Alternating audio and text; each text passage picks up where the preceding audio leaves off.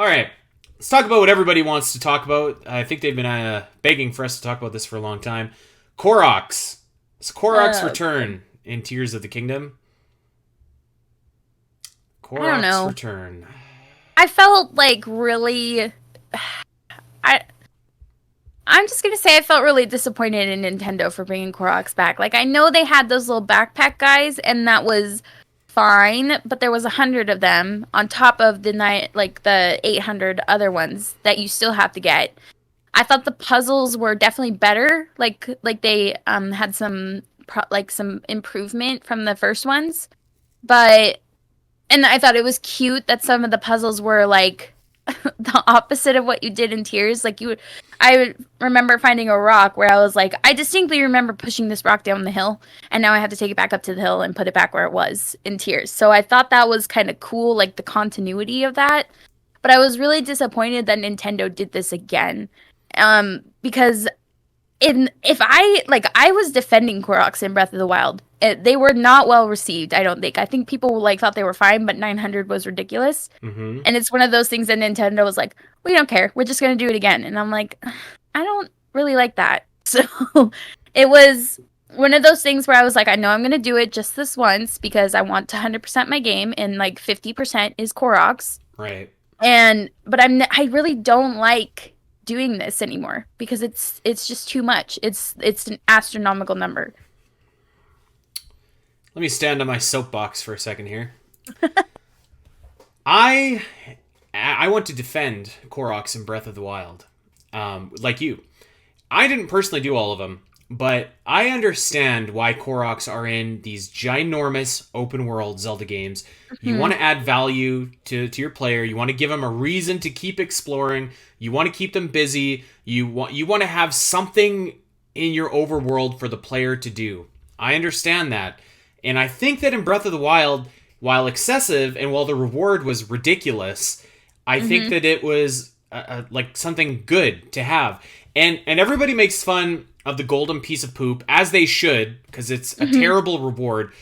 But I think that's kind of the point. Like I think it's kind of the point where Nintendo is saying, like, you know, it's okay if you don't finish this collectible, and like you're not missing out anything by not getting 100% of the Koroks. All you're missing out on is this ridiculous item that we're giving you that almost like makes fun of you for collecting all of these Koroks, which I think is like, again, kind of like, I don't know if that's what I would have chosen in Breath of the Wild, but like I understand what they were trying to do there. I get it. And I think for Breath of the Wild it was fine. And I'm going to defend even the Koroks in Tears of the Kingdom to a slight extent. I think that the Koroks where you got to take Backpack Guy to his buddy, I think those are fine. I think they're nice, they're fun, they're creative. They show off things that you can only do in Tears of the Kingdom. Right. The other 900 is where I get bitter. And I'm just like, what are we doing here? Like, it feels so lazy and like copy and pasted from Breath of the Wild. Like, there are so many of these puzzles that are exactly the same as Breath of the Wild. Like, you know, shoot the balloons, got it. Put object A into object B, got it. Drop an apple, got it. Get to this point right away, got it. I was like, I did all this already. I did it 400 and sometimes in Breath of the Wild. And I didn't even do it like 900 times in Breath of the Wild because I was like, this is ridiculous. I've had enough. I don't want to do this anymore. This is not worth my time. It's not worth the chore. Which also I would say this in Breath of the Wild, where like there was no good way for you to find Koroks until they gave you the Korok mask in the first batch of DLC. So like that, like I've never met someone that's done 100% Koroks without using Zelda Dungeon's interactive map. Never. Oh yeah, no, there's no way I would be able to do all Koroks without the interactive. No way. I tried before I knew that the interactive map was a thing or that we were doing it, and it was really hard.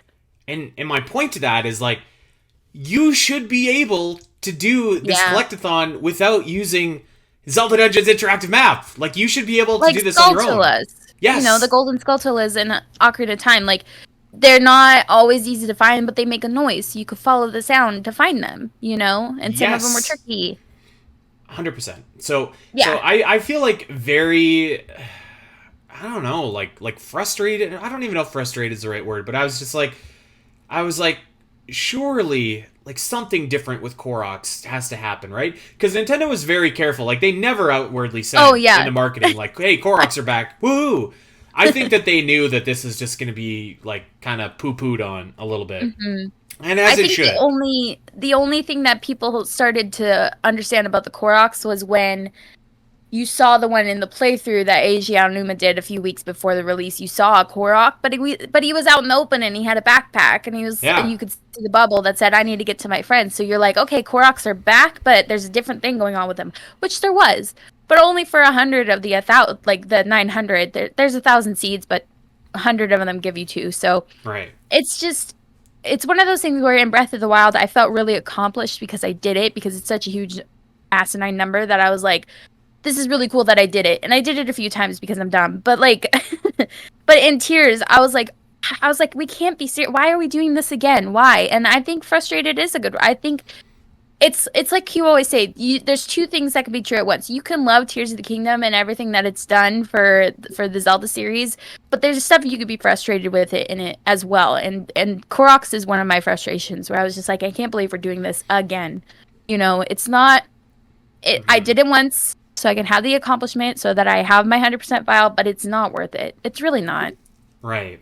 And you know what? Nintendo obviously knows better, right? Like this game it was just revealed this game sold 18 million copies. So like they obviously know what they're doing. They're, I don't think they're going to change their formula anytime soon, but it's just like, it's like, come on. Like I understand that you want to give players something to do in this world, but like, I think you could get away with it in Breath of the Wild, but like this is one where it's just like you cannot, like you can't do this again. Like nobody, I don't know. I haven't heard a single person that's been like, I really enjoyed hunting Koroks in Tears of the Kingdom. Like really enjoyed it. Like I don't think that person in Breath exists. of the Wild, but yeah. Well, I enjoyed hunting him in Breath of the Wild too, because I was like, oh, this is new, this is fresh, this is unique, and it gets me around this overworld, which I was anxious to explore. But like, the thing that Tears of the Kingdom has working against it as well is like, by doing that, you've already explored this whole overworld because it's the same overworld. So like, now what they could have done, and maybe what they should have done, is like, imagine that they had Koroks in the depths, or a Korok equivalent in the depths that kind of incentivized you to explore down there a little bit more. Now we're talking, because like, there's not really a whole lot of reason other than the Lightroots to be in the depths, other than if you want to like get some Zonite, right? So like that could have been something that could have freshened it up a little bit. Maybe there's a lot more in the sky. Maybe the only Koroks on the surface are the backpack guys, and maybe there's just like, if there were 200 of those, and maybe there was like 100 in the depths and like 100 in the sky. Is anybody complaining about that? Like, is anybody just like, oh, like, I feel like a little bit ripped off in this game. Like, I feel like I don't have enough to do. I feel like I don't have enough to explore. Like, I don't get it. Yeah, no, I think the overall opinion has been with Tears that there's too much to do. And I wouldn't say it's like, I would agree with that. There is too much as far as like, once I got it done, it didn't feel like a lot. But as I was doing it, I was like, there's like a lot to do. There's so many side quests, so many side adventures. There's a lot more. And I'm not complaining about those things. I think that I'm just saying that Nintendo filled the game enough that you don't need 900 Koroks to continue to fill the game. And before somebody says it, because I can hear it coming out of someone's mouth right now, where it's just like, well, if you don't like it, just don't do it. Thank you. Like, obviously, I'm not doing it. But like, I think it's a discussion worth having, because I think that it's like, it just kind of like disheartening, Well, yeah, because like I really like collect-a-thons, as I said at the top of the show, and like I want to do them, but like I want to feel incentivized to do them, and I just think it kind of makes like the game bloated, like, and it doesn't need to be. It's like, it could be, like Pikmin. I'm gonna use Pikmin as an example again. I remember playing Pikmin 3. And I did 100% of that game, and I did it in 20 hours. And I was like, wow, like that was so fun. It didn't overstay its welcome. It was exactly what it needed to be. And I probably will play this again at some point. And I did. And with like Tears of the Kingdom, lads, you've said like multiple times in this episode, it's like, I did it once, I am never doing this again. Like, never. Yeah. And maybe, like, obviously that's just a different play style. I like it one way.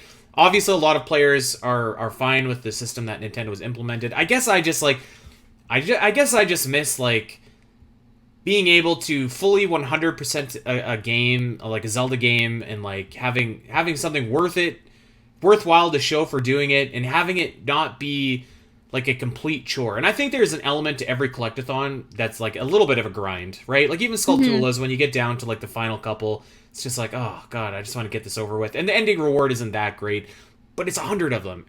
Yeah. It's not like this where it's literally 10 times the amount, and that's only one collectible out of numerous. Yes. So I agree. As far as like going forward with collectathons in the future, I think like the cave system where you have the bubble gem in each cave, because you're like, it's just like you said, it's like a background thing where you're going to caves for multiple different reasons. Oh, hey, there happens to be a bubble gem here that's part of collectathon. I'm gonna get them. It does a little thing where it marks it off on my map, which I think is awesome. Like I found that extremely helpful, and like the completionist in me loves checking things off. So I thought that was really really cool. If we can continue with something like that in the future of Zelda, or bring back some old things, I love figurines. There was a kind of figurine thing in this game, but it wasn't like you had to do it, you know? It wasn't like you can actually collect them all and put them on this platform, if that makes sense. I did a few cool ones though. I got like the King Gleeok on there, I got Colgera on there, got some Ganondorf on there. I thought it was pretty awesome. So yeah. But I like figurines. I think those are always really fun and like artistic. Gold-Tulas, like I kind of liked how we had to do those. It was a bit similar to like Koroks, but Koroks is obviously the extreme. So if we could bring, like, we like these things, just dial it down a little bit and maybe have some more like rewards that you can use, you know? You know what is the best collectathon that this series has ever done? What? Do you want to know what it is? Can you guess what I'm about to say? No, say it. All right. The best collectathon that this series has ever done was in The Legend of Zelda: A Link Between Worlds, and it was the Mai-Mais. Oh, okay, I like the Mai-Mais. Because there was first of all, there was like a very finite number. There was 100 of them. Granted, it's a much smaller game. I'm pretty sure there was 100. But if there was 100, there was like a small number like that. And what you could do with them, kind of, I mean, koroks would fall under the same category here, but like you can get them progressively as the game goes along. So like you can, you start off, you get them, you keep collecting them, and you can trade them for like an awesome reward immediately, and you keep wanting to collect them, and trade them for these rewards because it immediately impacts your weapons and upgrades your arsenal. And there's a storyline element to it as well that, you know, you want to help out Mother Mai. In Tears of the Kingdom, there's literally 1,000 Korok seeds.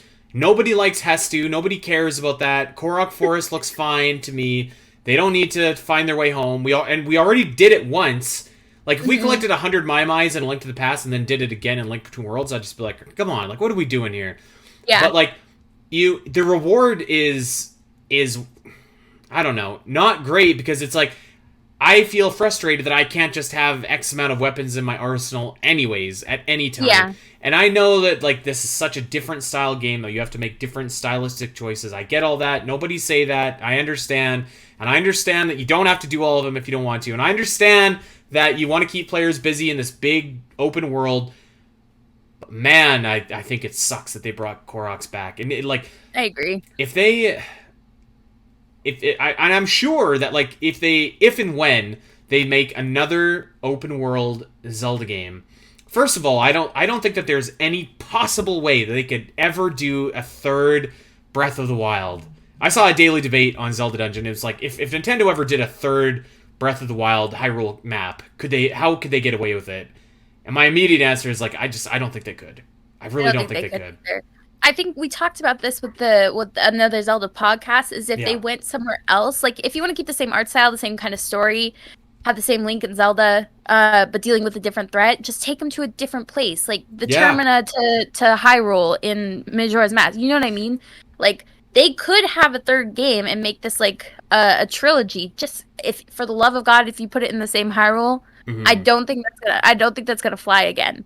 They got away with giving us the same game, just different enough with Tears, and I'll admit that they got away with it, but I don't think they could Yes. get away with it again. They definitely couldn't get away with it again. And the point I was slowly getting towards was like, if and when they do another open world Zelda game, God forbid They do Koroks again. Well, I think they're going to. Like, I think that there will be No! Korok, but or maybe like if it's set in a different Hyrule or a different world, there might not be Koroks, but there's going to be something like them. There's going to be an equivalent to them, and there's probably going to be an asinine number of them, and you're probably going to have to spin your little thing and put it into the hole and like, wahaha, you found me, and it's probably going to be that. And at least I would say in that, like, unfortunately, Tears of the Kingdom was probably the worst case scenario because it's like the same map, the same gimmick, the same everything that you've already done. It's just that there's more. So I would say, like, if there was a new map, or at least, like, if they were in the depths, it would have been better. If they were mostly in the sky, it would have been better. If it were, like, even if it was, like, a different something. Like, it wasn't Koroks, but let's just say it was, like, let's just say there were little zone eyes that popped out instead. Even that would have been better, because it's like, oh, this is different, right? Like, anything would have almost been better than Koroks, actually, in Tears of the Kingdom. So I think that they're going to do this big collect-a-thon again in a new open-world Zelda game. That's fine. I understand. Like it's fine, but as long as it's different enough and exciting enough, and, like, maybe don't do 900. You know, maybe, like, dial it back, like, a lot. You know, if you have to do several hundred, you cap it at 500, by God. Like, nobody needs 1,000 Koroks hidden in this overworld. I feel like once you do the, once you get the inventory maxed out, I feel like it's really pointless after that point. Yes. So if you keep it at the point where you're like, okay, you did 421 Koroks and you maxed out your inventory, plus you got the golden poo, awesome. Because doing another 450 more is just like so dumb. Just so dumb. It's so dumb. You know, I feel like since Tears of the Kingdom came out, we've been pretty positive on this game, and rightfully so. It's fantastic. It's probably going to be game of the year, right? Like, we'll see. Probably. Pikmin 4 is really awesome. I'm seeing a lot of really good things about Baldur's Gate 3, which I'm kind of excited to get in a month. I don't know anything about Baldur's Gate. Like, nothing. I don't know anything about Baldur's Gate either. I've just been seeing all the stuff about Baldur's Gate 3, and it looks awesome. Is it a Switch game? I don't know. So. I know it's coming out on PlayStation, so that's where I'm going to get it. It's D&D, so I'm excited. I'm probably going to skip it. But so I feel like that might be Game of the Year, to be honest, but we'll see. Regardless, I feel like we've been pretty positive with Tears of the Kingdom, but I think that this is a topic where Tears of the Kingdom really phoned it in. And unfortunately that's too bad. And I think like the best collectibles on this list are still not all that great, unfortunately. I mean, I think Caves, if we did something like that again, I'm not saying do the exact same thing. I'm just saying have it be something where you're exploring and there just happens to be a collectathon going on with it. I thought was really cool. Plus a story element. I thought Colton's story was really cool. Then that's why it was my favorite, because there was just so much more to it than let's go collect 900 Koroks. Yes. I just, I don't know. I feel like this is probably the most critical of Tears of the Kingdom that we've been. But I think rightfully so, because I think that at best, the collectibles were, like, adequate to moderately fun, and at worst, they were too much. They were miserable. And, you know, miserable. That's a word I've used almost exclusively to describe the most heinous parts of Twilight Princess. But by God, I'm dropping the M-bomb on Tears of the Kingdom, and Korok specifically, because there's just no sugarcoating it, Al. Yeah, and the boss rush too. That was, to me, that was miserable. Yeah, that's no good. I hope that Nintendo just, you know, sometimes, as my father would always tell me, Allison, sometimes less is more. Mm-hmm. Right? So, I agree with Spiteri Senior. There we go. Hey everyone! If you enjoyed this clip and want to see more of the Zelda Cast, make sure to head over to your favorite podcast platform of choice and subscribe. There are over 200 episodes in the vault that will provide you with hundreds of hours of Zelda content for you to enjoy. You can listen to us when you're on a walk, fighting Ganon, trying to sleep, whatever. And if you want to see these shows as they happen, make sure to head over to twitch.tv/the Zelda Cast, where you can watch our beautiful faces talk about Zelda every single week. Don't miss out, and we'll see you next time.